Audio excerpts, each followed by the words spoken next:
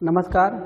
आज हम class 9th में सामाजिक विज्ञान संस्थाओं का कामकाज वर्किंग ऑफ इंस्टीट्यूशन के बारे में हम आपको बताने जा रहे हैं। जो इसमें कुछ महत्वपूर्ण टॉपिक हैं, इसमें देखेंगे सरकार के बारे में बताएंगे, सरकार के कितने अंग होते हैं और किस तरह से कार्य करती है।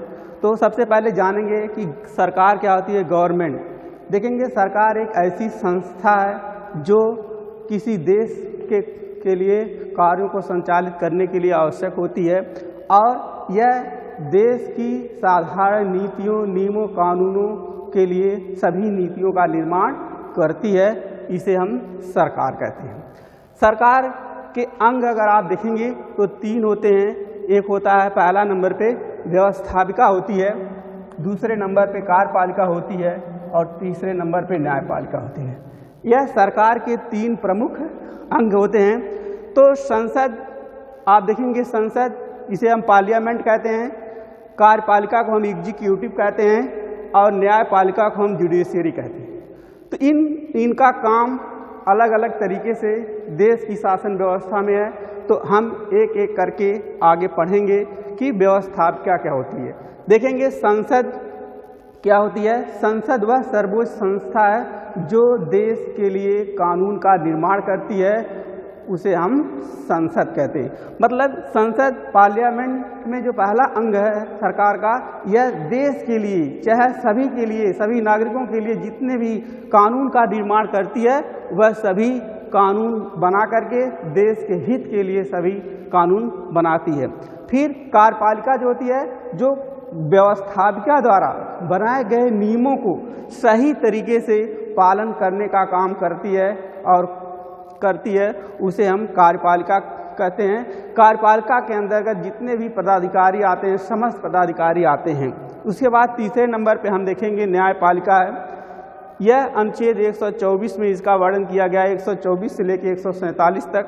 न्यायपालिका को हम जुडिशरी कहते हैं। यह सरकार का आप देखेंगे तीसरा सबसे प्रमुख अंग होता है। इसे संविधान का संरक्षक कहा जाता है। और इसमें देखेंगे जो संसद होती है हमारी, अब हम एक एक करके अलग अलग तरीके से पढ़ेंगे। तो इसमें देखेंगे संसद जो होती है, इसके भी 3 अंग होते हैं। यह 3 लोगों से मिलकर बनती है, अकेले संसद नहीं होती है। 3 लोगों के साथ मिल करके तब कोई कानून नियम बनाती है, जो हम आगे पढ़ेंगे। इसमें आप देखेंगे लोकसभा होती है, जिसे हम लोअर हाउस कहते हैं। राज्यसभा, इसे हम अपर हाउस कहते हैं। आप देखेंगे तीसरा जो है राष्ट्रपति होता है, जिसे प्रेसिडेंट कहते हैं, जो कार्यपालिका का संवैधानिक प्रधान होता है। तो इस तरह से हम देखेंगे लोकसभा किसे कहते हैं, तो एक एक करके हमको पढ़ना है इसमें। अब लोकसभा के बारे में हम यहाँ देखेंगे। तो लोकसभा देखिए, लोकसभा हेडिंग डालेंगे, लोकसभा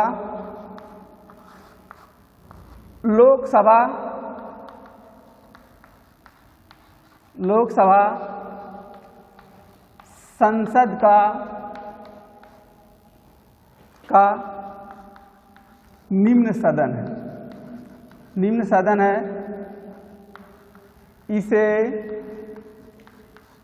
लोकप्रिय सदन कहा जाता है। लोकप्रिय सदन कहा जाता है और इसे अस्थाई सदन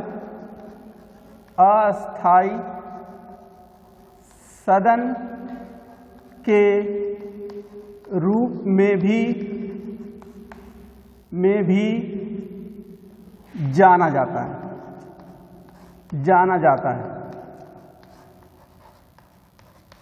तो कह सकते हैं कि लोकसभा संसद का निम्न सदन है। इसे लोकप्रिय सदन भी कहा जाता है और यह अस्थाई सदन के रूप में भी जाना जाता है। क्यों इसे अस्थायी कहते हैं? क्योंकि आप देखेंगे जब लोकसभा में सरकारें पूर्ण बहुमत से नहीं बनती हैं तो कभी ऐसी स्थिति आती है सरकारें मिलकर के गठबंधन से बनती हैं, तो वह कभी आप देखेंगे गठबंधन जब लोकसभा भंग हो जाती है, सरकार गिर जाती है, इस कारण से यह अस्थायी सदन कहा जाता है। लोकप्रिय इसलिए कहा जाता है क्योंकि यह जनता के द्वारा चुने जाते हैं, इसलिए इसे लोकप्रिय कहते हैं। अब आप देखेंगे लोकसभा का गठन, लोकसभा का गठन क्या के बारे में, तो लोकसभा का गठन, लोकसभा का गठन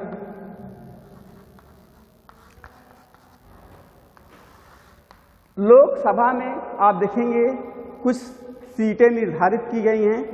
आप देखेंगे लोकसभा में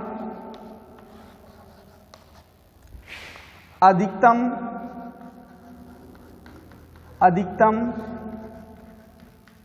सीटों की संख्या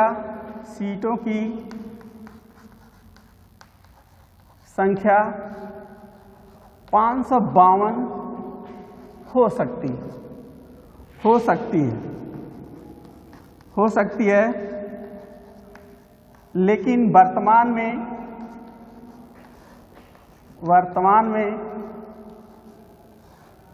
545। इसमें आप देखेंगे इसमें 530 सदस्य राज्यों से चुने जाते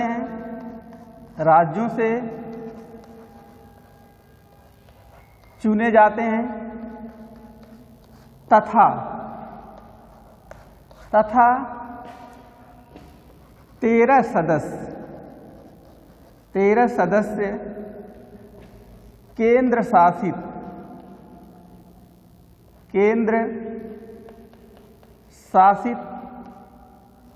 शासित प्रदेशों से चुने जाते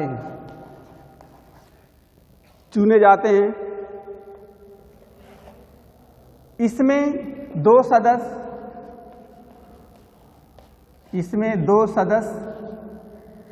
राष्ट्रपति द्वारा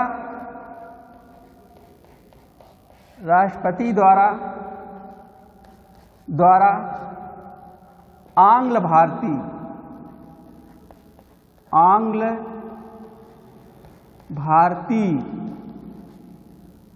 भारतीय इसमें 2 सदस्य को राष्ट्रपति द्वारा जो आंग्ल भारतीय होते थे मनोनीत किया जाता था, लेकिन अब इसे जो 2 सदस्य हैं जो राष्ट्रपति द्वारा मनोनीत होते हैं, इसको 2019 से अब समाप्त कर दिया गया। इसके बाद हम देखेंगे जो लोकसभा का ये तो संगठन था। आप देखेंगे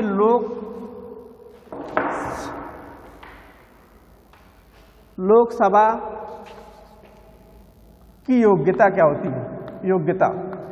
इसमें आप देखेंगे एबिलिटी जो होती है क्या होनी चाहिए। अगर आप लोकसभा का सदस्य बनना चाहते हैं तो आपको पहली बात वह नंबर 1 पॉइंट में वह भारत का नागरिक होना चाहिए, वह भारत का नागरिक हो। दूसरा पॉइंट, उसकी आयु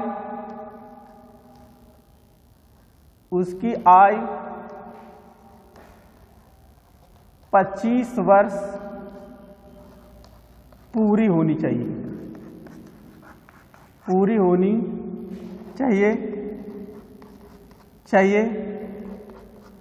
तीसरा पॉइंट, वह किसी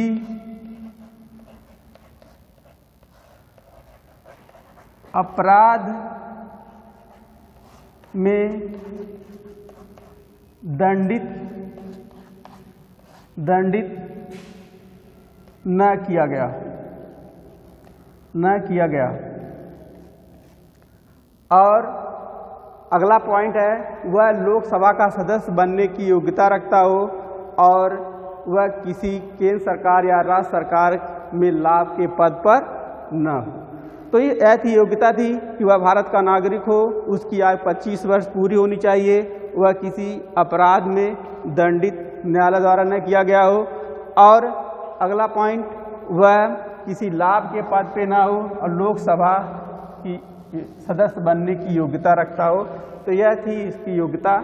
अब आप देखेंगे इसका जो निर्वाचन होता है, इलेक्शन, आप देखेंगे जो यह लोकसभा के सदस्यों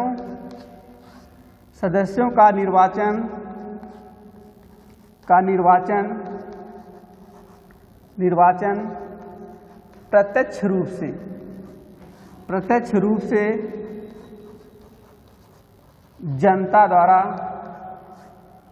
जनता द्वारा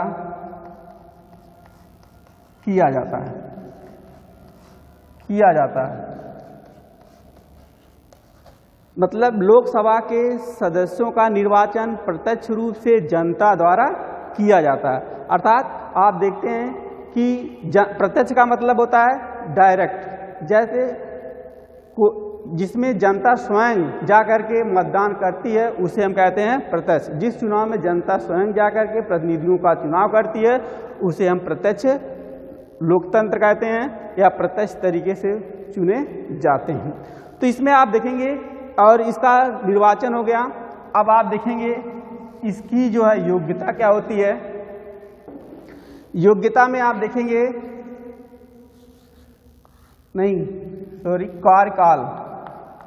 कार्यकाल, इसमें जो इसका समय अवधि होती है, कार्यकाल होती है, लोकसभा के सदस्यों का कार्यकाल 5 वर्ष के लिए होता है। कितने वर्ष के लिए? 5 वर्ष के लिए इसका कार्यकाल होता है। परंतु आप देखेंगे, पूर्ण बहुमत न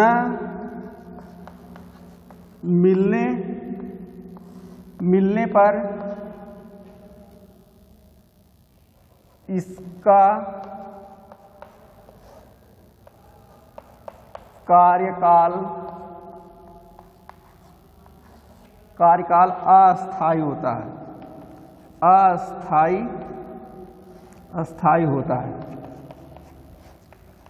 अस्थायी होता है। कार्यकाल मतलब जो समय अवधि होती है लोकसभा के सदस्य की, यह 5 वर्ष के लिए होती है। कब होती है? जब आप देखेंगे लोकसभा में सरकार बनती है पूर्ण बहुमत से, उस दौरान आप देखेंगे वह 5 वर्ष के लिए निश्चित होती है। लेकिन ऐसी स्थिति में जब कभी गठबंधन सरकार बनती है, जब कई पार्टियों से मिल करके सरकार बनती हैं, तो उस स्थिति में एक खतरा बना रहता है कि कब यह सरकार विखंडित हो सकती है, उसकी कोई गारंटी नहीं होती है। इस कारण से इसे अस्थायी सदन भी कहा जाता है। अब आप देखेंगे अगला जो है इसके कार्य में लोकसभा के क्या कार्य, लोकसभा के कार्य, यहाँ पे कुछ कार्य हैं। लोकसभा के कार्य, इसमें पहला कार्य है कानून निर्माण करना।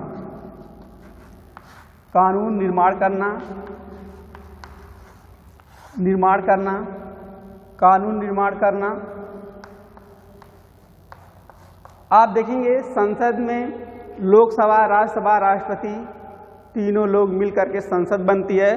तो इसमें लोकसभा का जो पहला सदन होता है, इसका भी जो सबसे महत्वपूर्ण कार्य होता है कानून का निर्माण करना होता है। सभी देश के लिए सभी कार्यों को निर्माण करना। अब आप देखेंगे दूसरा पॉइंट आप देख सकते हैं कि वित्त संबंधी कार्य,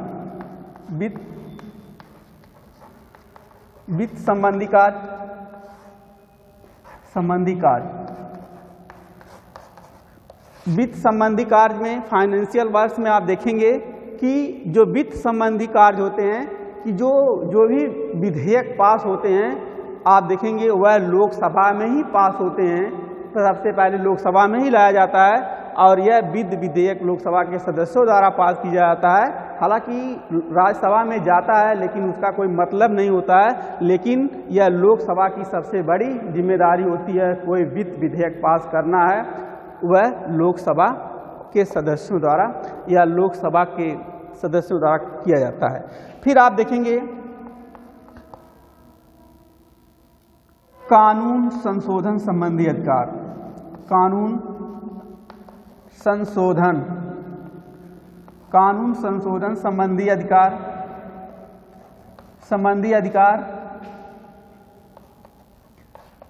कानून संशोधन संबंधी अधिकार में देखेंगे जब कोई कानून देश के हित के लिए बनाया जाता है, अगर उसमें कभी ऐसी स्थिति आती है, कोई त्रुटियां हो जाती हैं, तो उस दौरान आप देखेंगे संसद को पूरा अधिकार होता है कि उस कानून को अगर लगता है कि जनता के विरोध में जा रहा है या पक्ष में नहीं है, उस पर संशोधन करने का अधिकार किसको होता है? लोकसभा के सदस्यों को होता है। इसके बाद आप देखेंगे चौथा पॉइंट आप देख लेंगे नियुक्तियां संबंधी कार्य।